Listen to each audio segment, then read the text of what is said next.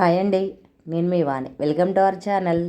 Seasonal ఫుడ్లో దొరికే చింత చిగురు అండి. చింత చిగురు ఏ కెమికల్స్ లేకుండా ఆర్గానిక్గా దొరికే ఈ చింత చిగురు మనకు పప్పు చేసుకుంటాము, ఇగురు చేసుకుంటాం, ఇంకా రొయ్యలు, వట్టి చేపలతో కూడా వండుతారు.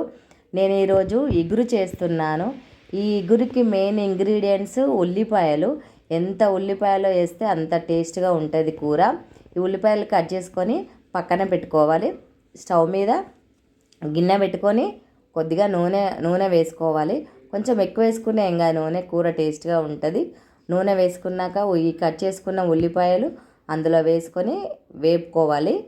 కొద్దిసేపు వేపుకున్నాక కొంచెము పసుపు, కొద్దిగా అల్లం వెల్లిపాయల పేస్ట్ వేసి బాగా వేపుకొని మూత పెట్టుకోవాలి, మగ్గనివ్వాలి. తర్వాత మనము ఈ చింత చిగురు ఉన్నది కదా, ఆ చింత చిగురును కడిగి పక్కన పెట్టుకోవాలి.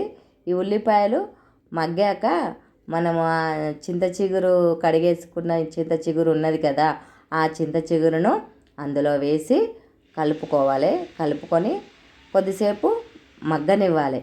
ఈ చింత చిగురును చూస్తుంటే నాకు ఒక పాట గుర్తుకొస్తుంది. అదేంటో చెప్పనా?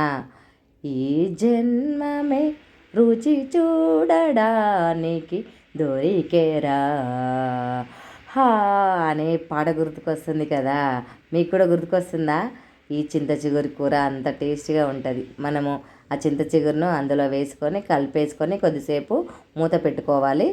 మగ్గాక మనం కొద్దిగా ఒక 2 స్పూన్ల కారము, మనకు రుచికి సరిపడంత ఉప్పు వేసుకొని కలిపేసుకోవాలి. కలిపేసుకున్నాక కొద్దిసేపు మగ్గుతుంది. మగ్గాక నూనె పైకి తేలుతుంది. ఆ నూనె పైకి తేలాక నాకు దించే ముందు ధనియాల పౌడరు వేసుకోవాలి. వేసుకొని స్టవ్ ఆఫ్ చేసుకుంటే ఎంతో రుచికరమైన చింత చిగురు కర్రీ రెడీ అండి. మీరు ఎవరైనా టేస్ట్ చేశారా?